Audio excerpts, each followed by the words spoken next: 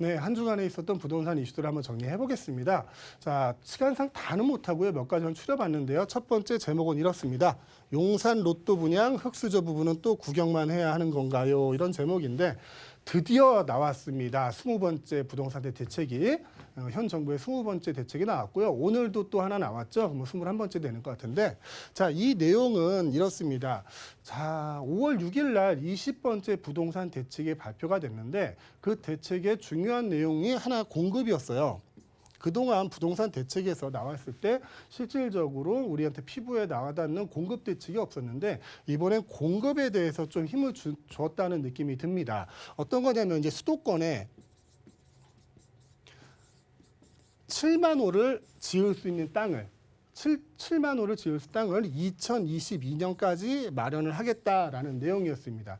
그중에 대표적인 게 용산이죠. 용산의 차량 기지입니다. 용산 차량 기지에 8,000세대 정도의 아파트를 짓겠다는 것이거든요. 그게 지금 용산이 핫한 이유인데, 자, 8,000세대라고 하면 그렇게 딱 와닿지는 않으실 것 같아요. 이 8,000세대가 어느 정도 규모냐면 우리가 30층짜리 아파트를 짓는다고 쳐요.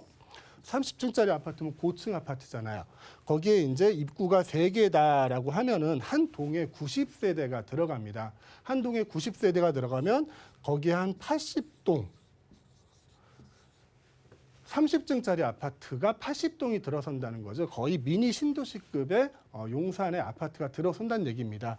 그 용산에 분양을 하는데 흑수저 부분은 또 구경만 해야 하는 건가요? 하는 얘기예요. 대표적으로 용산에 대해서 얘기를 하고 있는데요. 다른 지역도 아마 마찬가지일 거라고 생각이 됩니다. 강남권 로또 아파트 분양처럼 일부 천금 부자들을 위한 게 아니냐라는 우려가 제기된다고 했는데 우려가 아니라 거의 사실이죠. 어떤 이유냐면 우리나라 청약 체계는 이렇습니다. 청약이라는 거는 몇 번 말씀드렸지만 4인 가족이 그러니까 세대주 한 명이 3명의 부양가족을 가지고 최대한 받을 수 있는 점수가 69점이에요. 69점인데 서울에 지금 최저 점수로 당첨된 게 아마 64점일 거예요. 이게 강북 쪽인 걸로 알고 있는데요. 자, 64점이고 용산에 들어선다 그러면 기본적으로 최저 69점은 넘어가겠죠. 69점이 넘어가는 그 4인 가족 중에 여기서 또 문제가 생깁니다. 이제 대출에 대한 얘기죠. 대출에 대한 얘기인데 용산에서 84평방미터를 넘어가는 아파트 분양가가 지금 한 4천만 원 정도 선에서 얘기가 되고 있는 것 같아요. 4천만 원이라는 거는 이제 총 분양가가 10억이잖아요. 10억인데 우리나라에서 9억이 넘어가는 아파트를 보유한다는 건 굉장히 큰 의미를 가집니다. 저번에도 말씀드렸죠. 몇 번씩.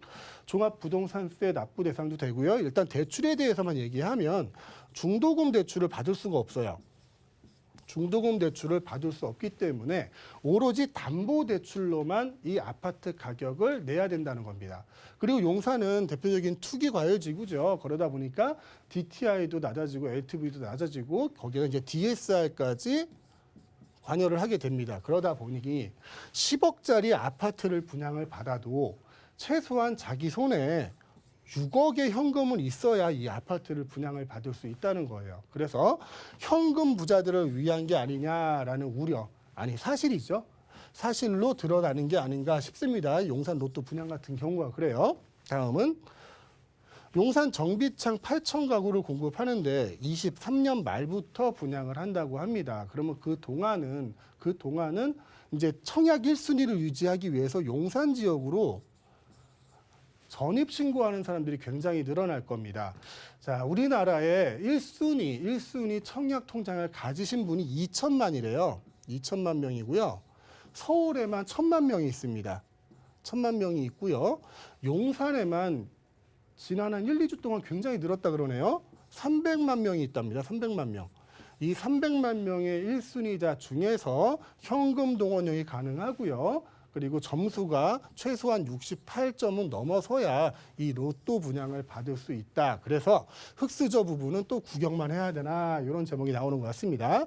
자, 로또 분양 될 것, 땅값 반영돼, 현금 부자 장치 우려. 이거는 우려가 아니라 현실이 될 거라고 저는 생각을 합니다. 자, 이게 첫 번째 이슈였고요. 자, 두 번째는 자, 100만, 30만, 7만 호 공급에도 체감 낮은 이유. 자, 100만이라는 거는 공적 주택을 얘기하는 거예요. 공적 주택 문재인 정부 처음 출발할 때 100만 호를 건설하겠다 얘기했고요. 그 뒤로 그 다음에죠. 수도권에 30만을 공급하겠다. 수도권에 30만을 공급하겠다 했고요. 지난 5월 6일 날 서울에만 7만 호를 공급하겠다 이런 계획을 내놨습니다. 내용을 보면요.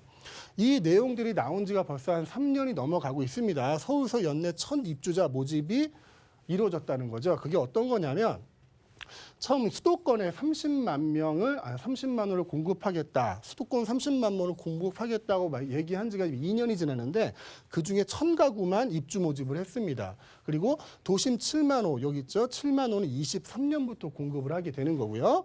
자, 사업 추진 사명들을 고려할 때 3기 신도시 얘기를 하는 거예요. 3기부터 신도시에 어디부터 입주자 모집을 시작할까? 거기는 과천에서 우선적으로 시작할 것으로 관측이 된다. 이런 내용이고요.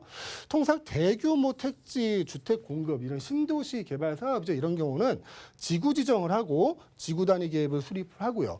토지 보상을 하고 택지 조성, 사업 승인, 분양 그리고 착공 순으로 이루어집니다. 근데 올해 말부터 일부 지역에만 토지 보상이 이루어지는 거죠. 그러면은 앞으로도 이 30만 호, 100만 호에 대한 공급은 시간이 오래 걸릴 것이다라는 이런 예측입니다. 그래서 체감이 낮다 이렇게 표현한 거고요. 자, 때마다 이렇게 100만 호를 공급하겠다, 30만 호를 공급하겠다, 또 얼마 전에 7만 호 공급하겠다. 물론 희망을 주는 건 좋습니다. 좋지만 이제 숫자상으로만 얘기하지 말고 이제는 뭔가 결과물을 보여줘야 될 때가 아닌가 싶습니다. 그리고 다음 주에는 5월 6일 날 나왔던 부동산 대책하고 오늘 나왔던 대책들 정리해서 다시 한번 알려드리고 하겠습니다.